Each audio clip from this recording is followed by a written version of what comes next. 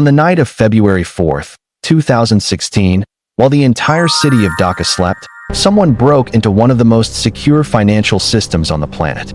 Not through a door, not through a window, through a cable.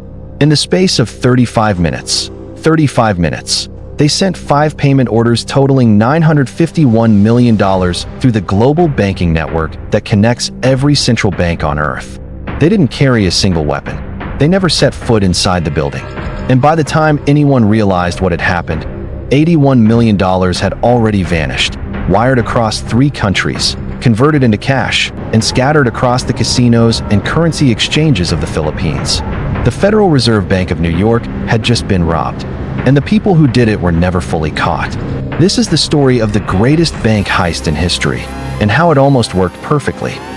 The system that runs the world. Before we get to the heist, you need to understand what was stolen from, because this wasn't just any bank.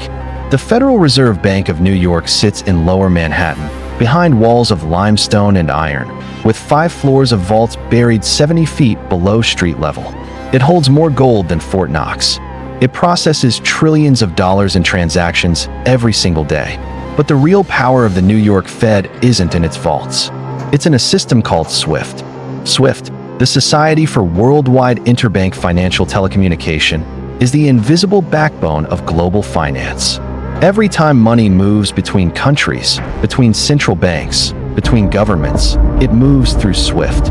It's a messaging system, a very, very secure messaging system used by over 11,000 financial institutions in more than 200 countries. If you control SWIFT, you control the flow of money on Earth. Now travel 8,000 miles from New York. Dhaka, Bangladesh. Population, 22 million. One of the most densely populated cities in the world. And home to Bangladesh Bank, the country's central bank, which holds the country's foreign currency reserves. Like most central banks in developing nations, Bangladesh Bank kept its dollar reserves in an account at the Federal Reserve in New York. This is completely standard. It's how international finance works. If Bangladesh needs to make a payment in US dollars, to pay for imports, to service foreign debt, to conduct international trade, they send a SWIFT message to the Fed in New York, and the Fed moves the money. Simple, efficient, and, as everyone believed in 2015, completely secure. Bangladesh Bank's SWIFT terminal was managed by a small IT department. The network was connected, but carefully controlled. There were verification systems, authentication codes, callback procedures. On paper, it was impenetrable. But here's the thing about impenetrable systems. They're usually penetrated from the inside. Sometime in 2015, investigators would later estimate it was around May or June. Someone sent Bangladesh Bank an email. It looked completely ordinary. A job application, some researchers believe, or a business inquiry. The exact nature of the email has never been officially confirmed. But what is confirmed is this: someone at Bangladesh Bank clicked on it. And that click, that single, ordinary click, opened a door that would take months to fully exploit and seconds to walk through. The email contained malware, a sophisticated piece of code, later analyzed by cybersecurity firms and attributed with high confidence to a state-sponsored hacking group that embedded itself deep inside Bangladesh Bank's computer systems and simply waited, learned, watched. Over the next several months, the malware silently mapped the bank's internal network. It recorded keystrokes. It captured screen activity. It learned exactly how the SWIFT system worked, what commands were used, what authentication procedures looked like, what a legitimate transaction request looked like from the inside.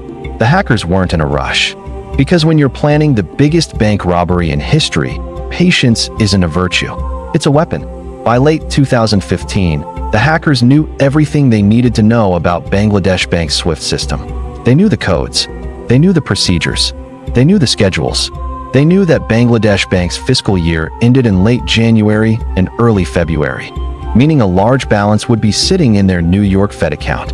They also knew something else, something that would prove absolutely critical. February 4th, 2016, was a Thursday in New York. But in Bangladesh, because of the Islamic work week, it was the start of the weekend. The bank would be closed Friday and Saturday, and Sunday, February 7th, was the Lunar New Year holiday in the Philippines, where part of the money was going. The hackers had found a window of almost 4 days where nobody would be at their desks, nobody would be checking messages, and nobody would be asking questions. They set their date, February 4th, 2016, 8:36 p.m. local time in Dhaka. The clock started ticking. The heist, 35 minutes that changed banking forever. Picture Bangladesh Bank at 8:36 p.m. on a Thursday night. The building is nearly empty. A skeleton crew of security staff. Some IT personnel running routine overnight maintenance. The SWIFT terminal, the one connected directly to the Federal Reserve in New York, sits powered on, connected, waiting. Nobody is watching it. And then it starts. The hackers, operating remotely, from computers that have never been physically near Bangladesh, activate the malware they planted months earlier. They log into Bangladesh Bank's SWIFT terminal using credentials they've been watching the bank staff use for months. They know the exact format of a legitimate payment order. They know the authentication codes. To the Federal Reserve Bank of New York, what they're about to send will look completely real. Because it is completely real. That's the genius and the horror of what they're doing. They're not faking the messages. They're generating real SWIFT messages from Bangladesh Bank's real terminal using Bangladesh Bank's real credentials. They send the first payment order, $20 million to the Shalika Foundation, a non-profit organization in Sri Lanka.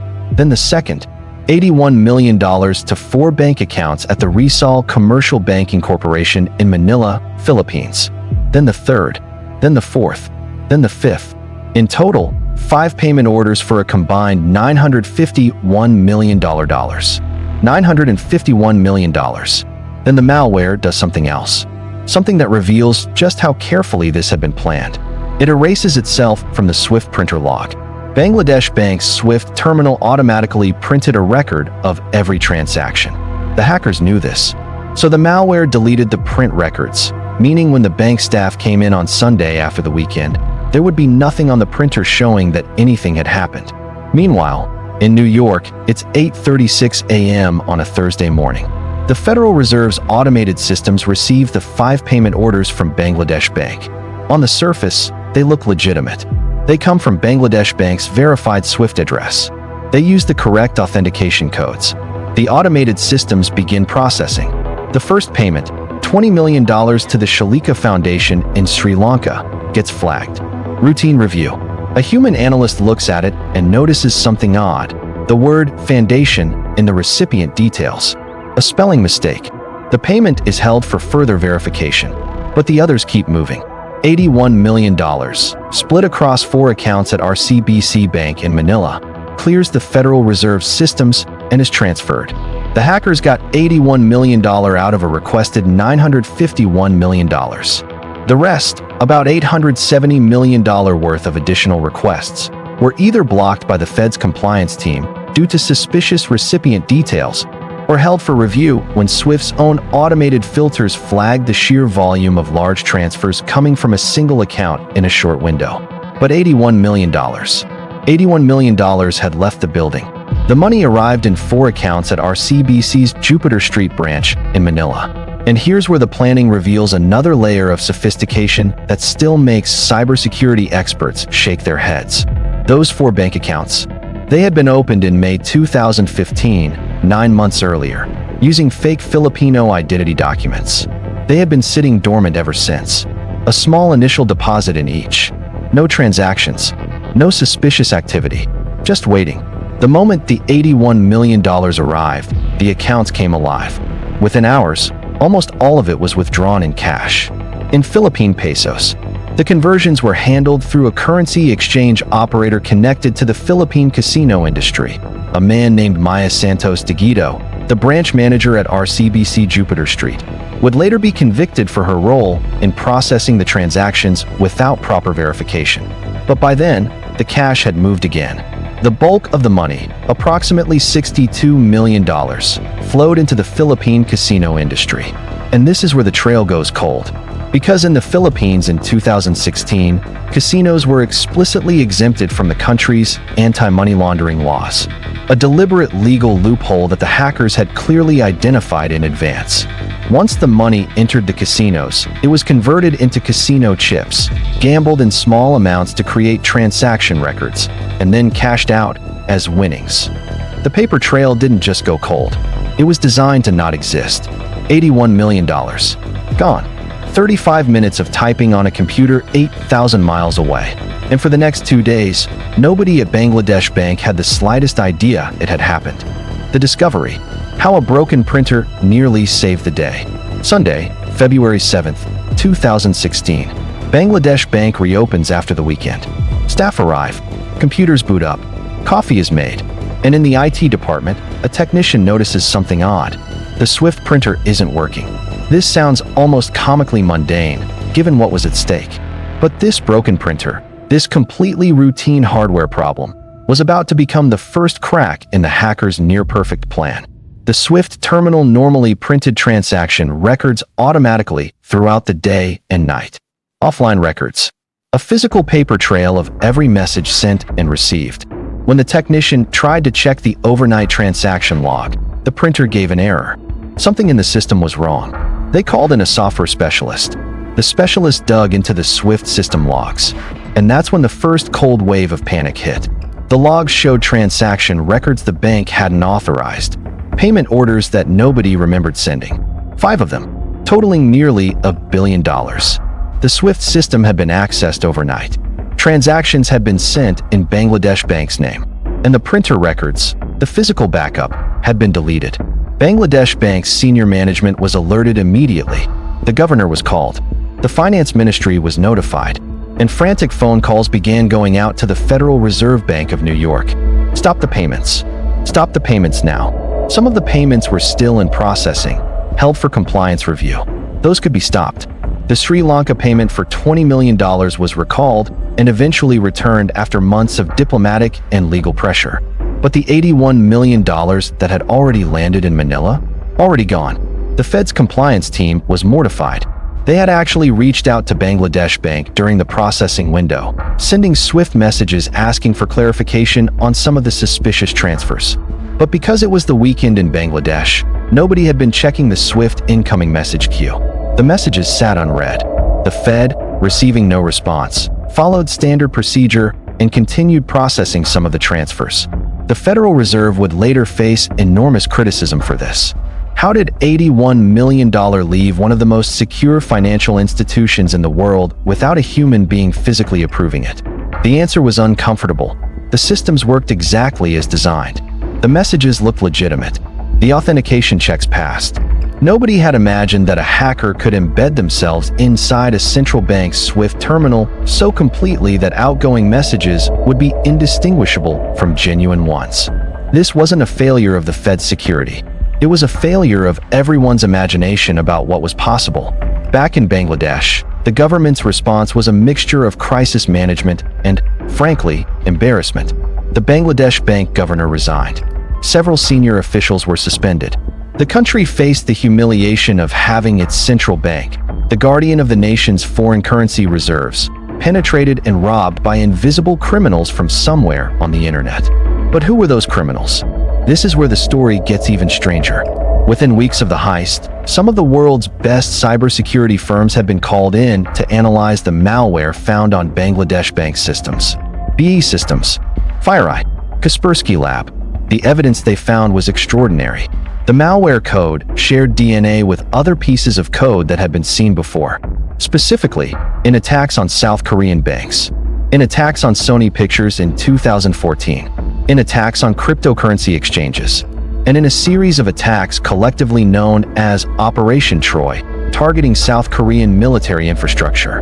All roads led to the same place, North Korea, specifically a hacking unit operating under North Korea's Reconnaissance General Bureau, the country's primary intelligence agency, known in cybersecurity circles as Lazarus Group. Let that sink in for a moment. A nation-state, a government, a country with a nuclear weapons program and one of the most isolated economies on Earth, had used state-trained, state-funded hackers to rob another country's central bank of $81 million through the global banking system. Not for espionage, not for military advantage, for cash. Because North Korea, isolated from the global economy by decades of sanctions, had found a new way to fund itself. And it was working. The Bangladesh Bank Heist wasn't Lazarus Group's first attempt at this kind of attack. Cybersecurity researchers later established that the group had been probing global banking systems since at least 2015, attempting similar SWIFT-based attacks on banks in Vietnam, Ecuador, and Taiwan. Most of those attempts were caught before money left accounts. Some succeeded.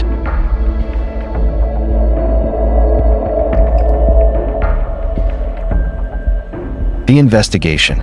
Following $81 million into the abyss. The investigation that followed the Bangladesh Bank Heist was one of the most complex financial crimes cases in history, crossing 3 continents, 6 countries, and involving the FBI, Interpol, Bangladeshi law enforcement, the Philippine National Bureau of Investigation, the U.S. Department of Justice, and teams of private cybersecurity analysts. And yet, the outcome was deeply, profoundly unsatisfying. Let's follow the money. The $81 million that reached our CBC Jupiter Street branch in Manila had been split into 4 accounts, as we discussed. Within hours of arriving, it was withdrawn and converted into Philippine pesos, a staggering transaction that should have triggered every anti-money laundering alarm in the country. It didn't. Or rather, it triggered alarms, but those alarms were ignored. Maya Santos de Guido, the RCBC branch manager responsible for the Jupiter Street accounts, would become the most publicly prosecuted figure in this entire case. Evidence showed that she had been contacted by the account holders or intermediaries acting for them and instructed to process the withdrawals quickly without following the bank's standard compliance procedures. She did so. In 2019, De Guido was convicted by a Philippine court on 8 counts of money laundering and sentenced to 56 years in prison, a staggering sentence that was subsequently reduced on appeal. She maintained throughout that she was a fall guy for more powerful people who had orchestrated the transactions. She was probably not wrong about that. The bulk of the converted pesos, approximately 4.6 billion Philippine pesos, equivalent to around $62 million, was handed over to a man named Wei Su, a Chinese-Filipino businessman with connections to the Manila casino industry. Su collected the cash and distributed it through several casinos, primarily the Eastern Hawaii Leisure Company, a Chinese-linked gambling operation in the Clark-Freeport zone north of Manila, and several hotels and junket operations in the Metro Manila area. By the time investigators got to the casinos, the money had completed its transformation. Cash in, casino chips, gambling, cash out. On paper, the money now looked like gambling winnings. Completely untraceable. Completely legal because, again, Philippine casinos were exempt from anti-money laundering laws in 2016. This was not an accident.